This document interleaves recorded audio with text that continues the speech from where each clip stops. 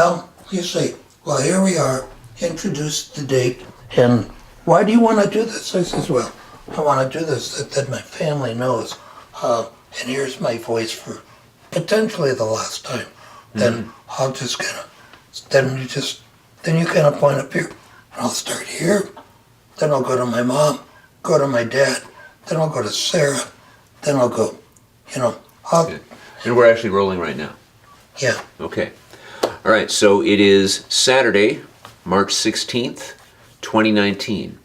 And we are here at Jim's menagerie, or at least one of them.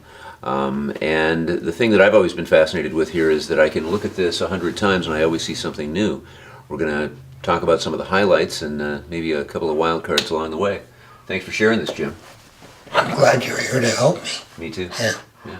So. And let's go ahead and talk about why we're doing it right now. Well, we're doing it right now because I'm going to be having an operation on Monday that may lose my voice for at least 6 months, maybe forever. So I thought this would be a great opportunity to have the conversation, to have the voice and my story told. So we're kind of like looking at this as a way to add to the value of my journey of life. And it is. All of these artifacts have been through a lot of journeys, and a lot of road trips and a lot of life journeys. I think you wanted to start with your mom and dad, right? Yeah.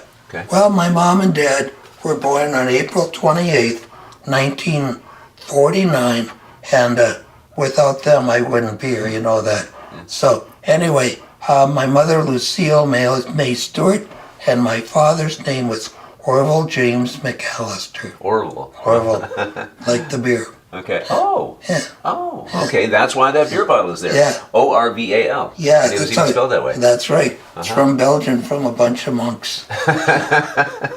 So. Great. Tell me one little story about your mom and dad, the way they interacted. My mom and dad were very loving and really enjoyed doing photography.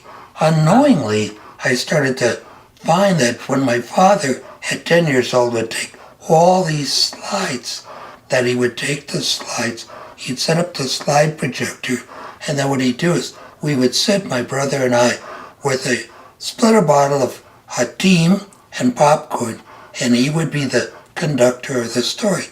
So each slide he'd go through, and what he would do is he would tell the story. So often we'd get the first pack of 12, then a couple weeks later another pack, and then we'd do it about once a month.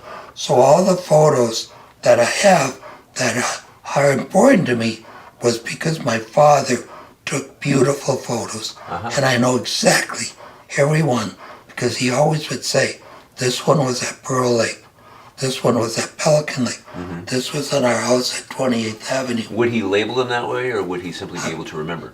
Yeah, because we were only maybe a week or maybe a month away from him taking the photos. Oh, okay. Yeah. Okay. So I've been kind of, hearing this story over and over, and my father, like, really getting on the chair and telling the story. He was the leader, just like me. He was the storyteller. But yet he worked as a labor electrician at Franklin Manufacture from 1949 until he retired when he was 65. Yep. And I think you've told me that the last few years were tough on him. He wasn't really enjoying his work. The last 12 years, he didn't really want to be there. Because of the culture of the day, you would always get the job and stay there until you got your gold watch. Which really brings us to this photo. Okay. This photo is a photo I took of my dad. We were out fishing on Big Birch Lake, and then I took the picture, and I look just like him now. So the other thing, even your torso. Yeah. I've seen him without his shirt. You're thinner now, but it's the same. It's the same midsection. Yeah. So then I find these artifacts throughout, like the silver coin. Okay. With an eagle. What is that? Boy, that's a worn coin. Yeah. What is that? Well, it's a 1921 silver dollar, and what he did is on the first day he got his job, he drilled a hole in it, and he put it on his keychain, carried it until the last day of his work. Then he got a gold watch. So the first day was a solar coin. The day he retired, they gave him a fake Golding watch. Anyway, the watch, and then he was just happy as can be there. Okay, gets to go fishing. Yep. Then my mother had such a beautiful smile at her. Boy, she sure did. Yeah, high school That picture. is a beautiful picture of her. Yeah, she's a gem. So I really liked my mom, and she was always that nurturing mom. And it was kind of like she would laugh and make, she was a stay-at-home mom. So what she did is she'd make dinner, she would take care of the house, and she was, like homemakers of that era. Then she got a job and started to work part-time at J.C. Penney's. But anyway, my mom is really, wonderful person. I loved her a lot. So was my father. But my father came from a tough upbringing. He grew up on the east side of Mille Lacs Lake in a old house with no heat, no running water, no toilet, and they were living on the edge. Uh-huh. So from when he was born until he went into the war, about 1944, at the very end, he was always kind of on the edge. And then when he got in the war, then became part of the what is called the baby boomer, or the real Reconstruction. He got a job and really made some pretty good money as a laborer at Franklin. So that whole era really encapsulated my mother's and father's relationship. Uh-huh. Yep. Hard times in the Depression, the World War II, and then the big buildup of all the manufacturing and the good life that we had through the 60s. The dedication to work, Yeah. even if you Yeah. don't enjoy it. Exactly. Uh-huh. Exactly. Yeah.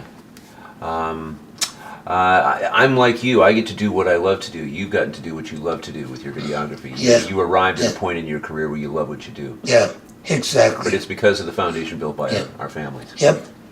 And then this, Didn't your mother have a special food item or something? I was at her memorial service. What was it that she was kind of famous for? potato salad. Potato salad. Yeah. Uh-huh. Yeah, I lost the recipe, and I have all of her recipes. 80% of them were sweets, cakes, pies, but she had a potato salad, the barbecue ribs had barbecue sauce that was made at that time. You didn't go to the store and buy barbecue sauce.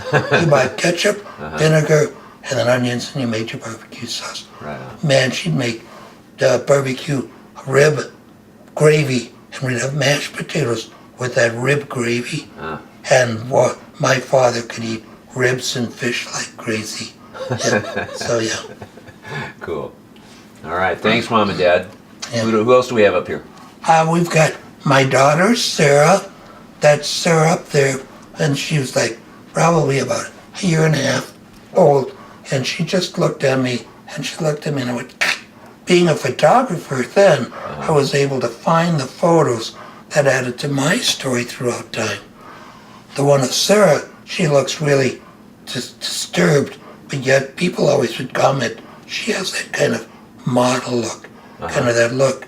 And so that was what struck me. And then of course, me with Sarah posing, and she loved her daddy. Yeah. And then a little older, she had this perfect look, and I just enjoyed so much taking photos of her, taking of her walks, and we'd play a lot. Yeah. Well, the contrast, this is the same person. Here, her and Yep. her, it's the same Yep. person. So Yep. two completely different sides of her character. The intensity, the drive, and then the innocence and the peace. Exactly. Yep. And then my other daughter, Sarah, Molly, who is right here, she was born on June 27th, 1990. She is now 28 years old, and some of the photos along her path is this one right here. I love it. What I like is she's good. And I actually took a still off from the video, which is when we went out to San Diego Zoo. Beautiful story. And then here she was a dancer. She danced at Northcrest Dance Studio here in St. Cloud.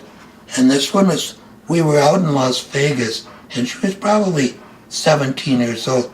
And she wore my hat and kind of did this pose. It's kind of fun. Oops. She's got some pizzazz. Yeah, she has She has pizzazz. amazing charisma, and she is a natural performer. And you have that one video of her where the dog is going crazy in the background, and she will not relent. Yeah, Her yeah. performance will not be interrupted. exactly. Then, of course, this picture was the start of my very first video I ever did. Was on my great-grandfather, Nels Johnson. Okay. He was an immigrant that came over to the United States in about 1908.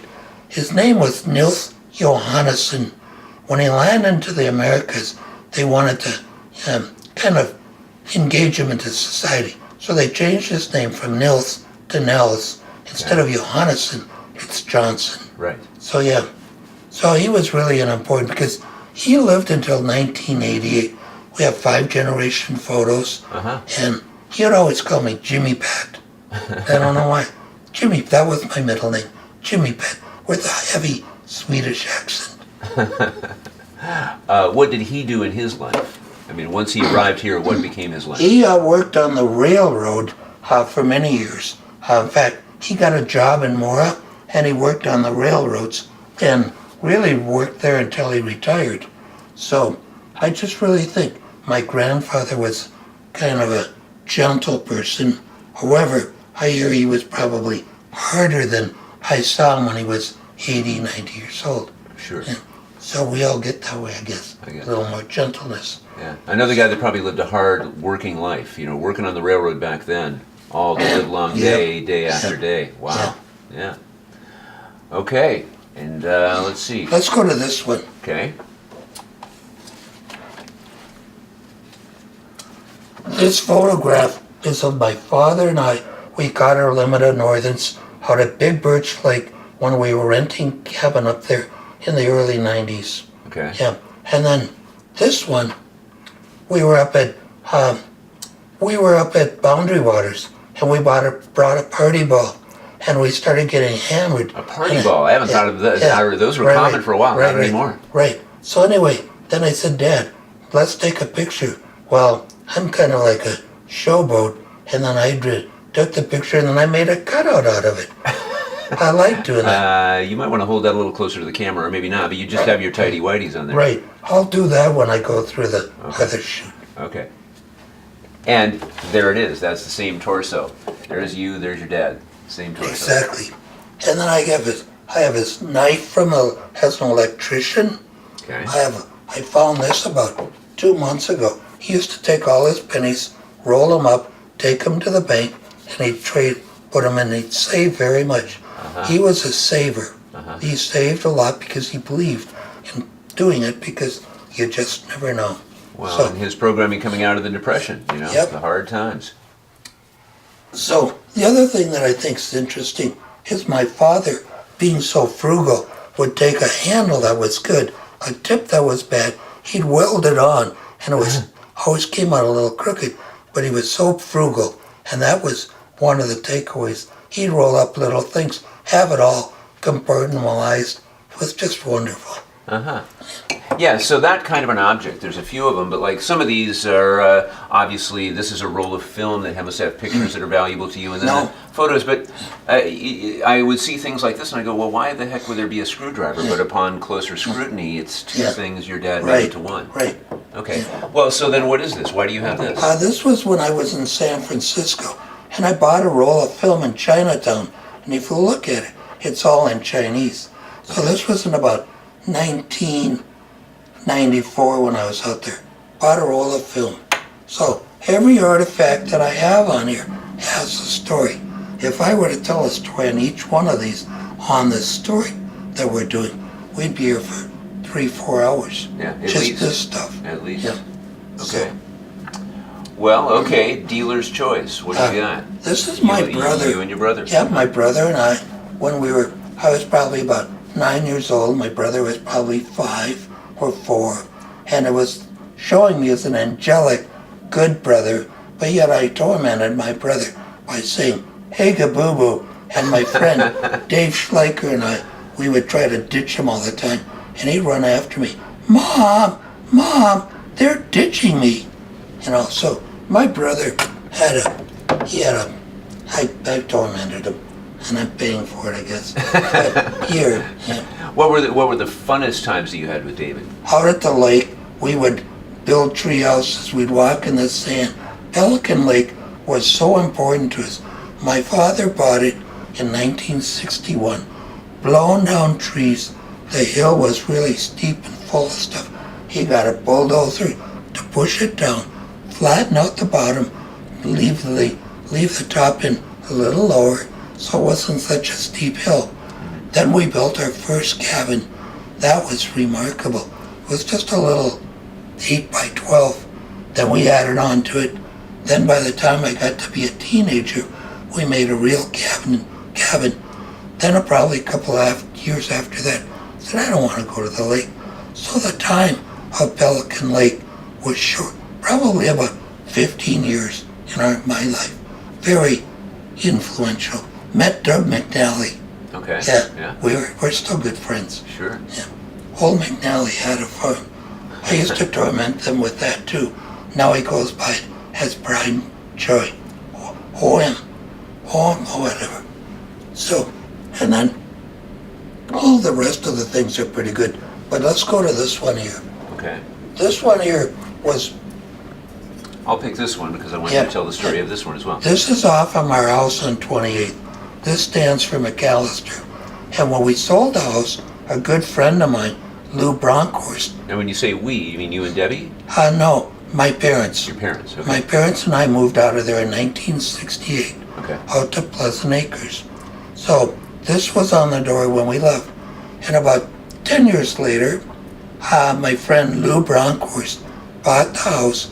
We went over for a dinner, and he presented the ham off in the door as a gift. Uh-huh. Yeah, Very nice. yeah, little story. This is your dad's glove you had mentioned earlier. Well, we got a few other artifacts here. This is your dad's glove. Why do you have that one glove? I probably have the other one, but I know that my father wore this, and I feel like I get closer when I can actually touch the things that he was known for. Working hard, welding, all the manly things. He would just work all the time. Me, I'm kind of the artist. So this to me is really a treasure. They all are.